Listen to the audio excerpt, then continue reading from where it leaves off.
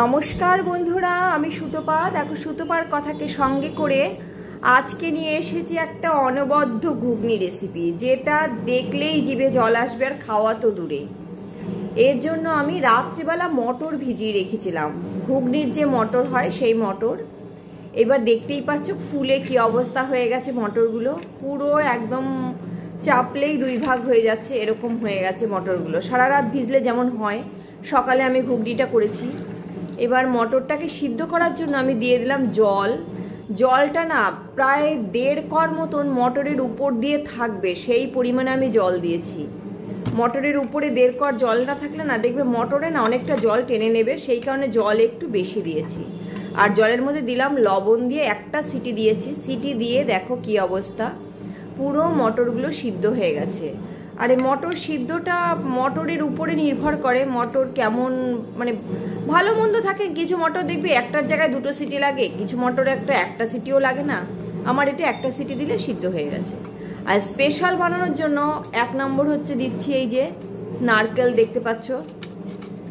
নারকেলগুলোকে আমি এটাতে এরকম করে কেটে নেবো, এই গ্রেটারের এই সাইডটাই কেটে মানে পুরো ঘষে নিচ্ছি। মিক্সিতে দিলে হতো, কিন্তু মিক্সিটা না দেখবে মুখে পড়ে না, নারকেলের টেস্ট আসবে মুখে পড়বে না। আর এইটাতে বেশ গোটা গোটা থাকবে, খেতে ভালো লাগে। এই যে সবটা ঘষে নিয়েছি। এইবার আর একটা জিনিস হচ্ছে স্পেশাল বানানোর জন্য, সেটা হচ্ছে একটা মশলা রেডি করব। মশলাটা ভাজবো। কড়াই বসিয়ে দিলাম, দিয়ে দিচ্ছি একটা তেজপাতা। মশলাটা মানে ভেজে নেবো আর কি, সেই কারণে একটা তেজপাতা দিচ্ছি। আর দিচ্ছি শুকনো লঙ্কা। শুকনো লঙ্কাগুলো 2টো টুকরো করে দিয়ে দিচ্ছি।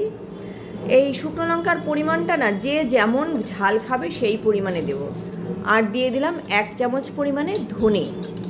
এবার দিয়ে আমি এটাকে পুরো ভালো করে একটু ভাজার চেষ্টা করছি, খুব ভালো করছি না। এবার কিছুটা হওয়ার পরে দিলাম আমি আর এক চামচ পরিমাণে জিরে।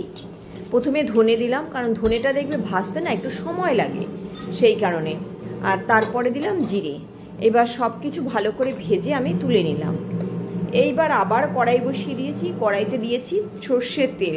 অবশ্যই সর্ষের তেলে করব ঘুগনিটা, স্পেশাল ঘুগনি সর্ষের তেল ছাড়া হবে না। আর আলুগুলোকে দেখো একদম মটরের মতন করেই কেটে নিয়েছি, মানে মটর যেমন ছোট সাইজে ঠিক সেরকম করেই কেটে নিয়েছি।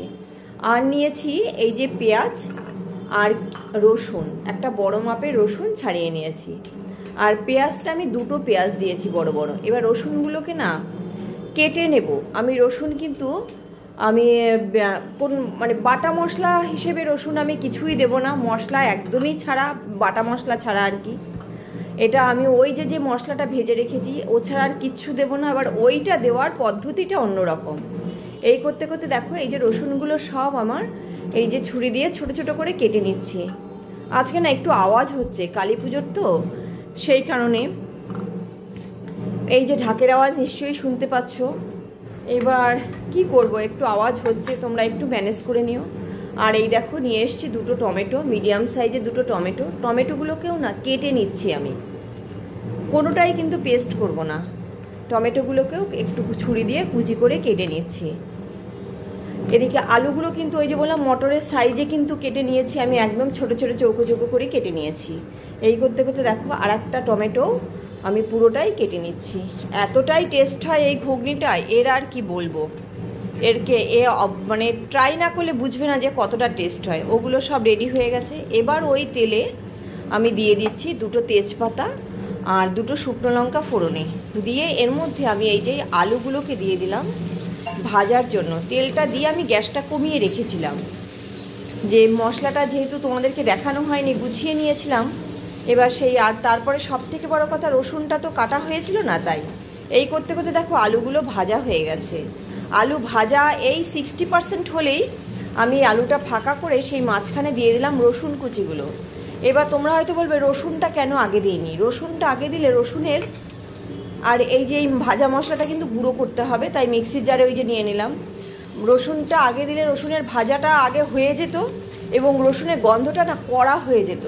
এবার যাতে রসুনের গন্ধটা ঠিকঠাক থাকে ঘুগনির মধ্যে, সেই কারণে রসুনটা একটু বাদে দিয়েছি।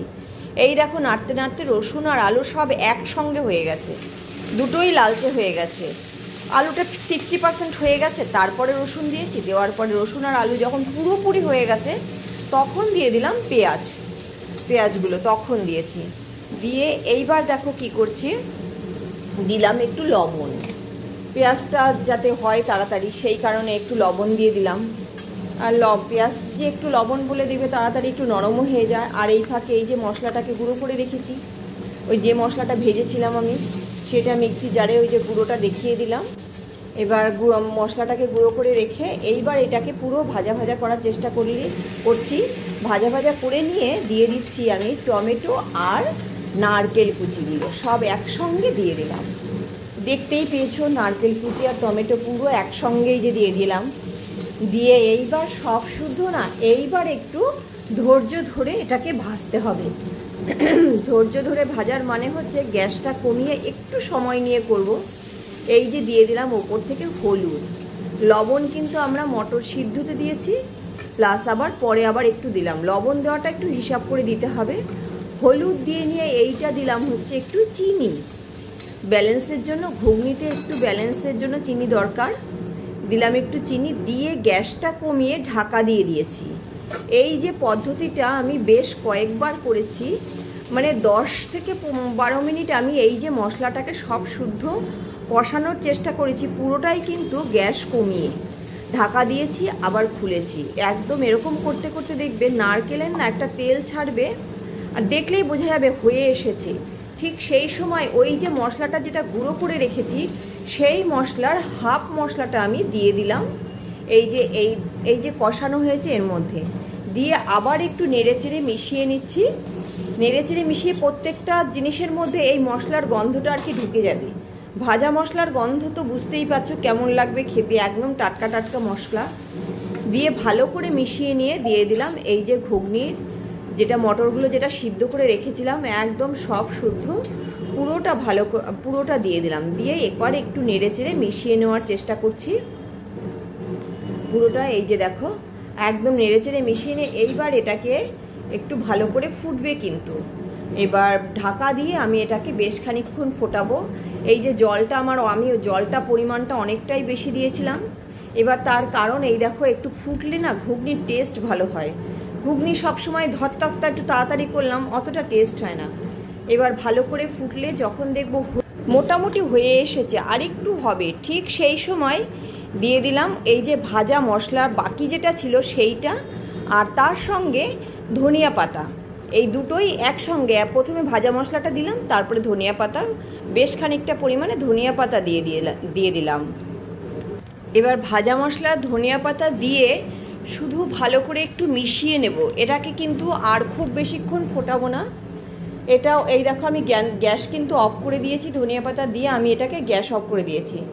এই অবস্থায় দিয়ে দিলাম বেশ খানিকটা পরিমাণে বিট লবণ, মানে কি লবণ যেটা লাগবে, আমি লবণ টেস্ট করেছিলাম যেটুকুনি লবণ লাগবে দিয়ে দিলাম বিট লবণ আর সঙ্গে কিছুটা লেবু, কিছুটা বলতে আমি আমার ঘুগনিতে বেশ খানিকটা ঘুগনি নিশ্চয়ই দেখতে পাচ্ছ আমি 2 পিস লেবু দিয়েছি, বাকি লেবু তো পরিবেশনের সময় দেব। এবার দিয়ে এটাকে খুব ভালো করে মিশিয়ে নিচ্ছি। এই বিট লবণ আর লেবু দুটো মিশিয়ে এই যে ঘুগনির ধনেপাতা ভাজা মশলা সব মিশিয়ে না ঘরের মধ্যে একটা অদ্ভুত সেন্ট তৈরি হয়েছে, মানে কি বলবো। এবার ওটাকে ঢাকা দিয়ে রেখেছি। এইবার এইগুলো নিয়ে এসেছি পরিবেশনের জন্য। দেখো কিছু লঙ্কা, কাঁচা লঙ্কা কুচি, আমি কিন্তু ঘুগনিতে কাঁচা লঙ্কা ইউজ করিনি, সেটা নিশ্চয়ই দেখেছো। আর নিয়ে এসেছি পেঁয়াজ কুচি, আর হচ্ছে এটা শসা কুচি, কেমন করে কেটেছি সব কিছু নিশ্চয়ই দেখতে পেয়েছো। আর এটা তো লেবু দেখতেই পাচ্ছ। এইগুলো আমি ঘুগনিটা ঢাকা দিয়ে রেখে ওগুলো গুছিয়েছি, প্রায় 10-15 মিনিট লেগে গেছে। 15 মিনিট বাদে আমি এসেছি এবার ঘুগনিটা পরিবেশন করতে। একদম জল দেখো পুরো টেনে নিয়েছে ঝোলটা, এই যে ঢাকা দিয়ে রেখেছি পুরো ঝোলটা টেনে নিয়েছে। এইবার আমি ঘুগনিটা পরিবেশন করে নিচ্ছি। আর ঘুগনি পরিবেশন যদি ঠিকঠাক না হয় ঘুগনির দেখবে খাওয়ার লোকের অভাব হয়ে যায়। ঘুগনি যদি পরিবেশনটা ঠিকঠাক হয় তখন কিন্তু কড়াই তাড়াতাড়ি খালি হয়ে যাবে। এবার সেই কারণে প্রথমে ঘুগনিটা দিয়ে দিলাম, উপর থেকে একটু পেঁয়াজ কুচি, একটু শসা কুচি, আর এই যে লেবুর রস, আর তার সঙ্গে কাঁচা লঙ্কা কুচি, যে যেমন ঝাল খাবে কাঁচা লঙ্কাটা সেই হিসেবে দেওয়া, দিয়ে ব্যাস এটা কমপ্লিট। এইবার এটাকে পরিবেশন করার পালা। আর কি, আজ এই অবধি। আমার তো এই বাটিটা খালি করতে হবে। সবাই ভালো থেকো, আর কমেন্টস করতে ভুলো না রেসিপিটা কেমন হলো।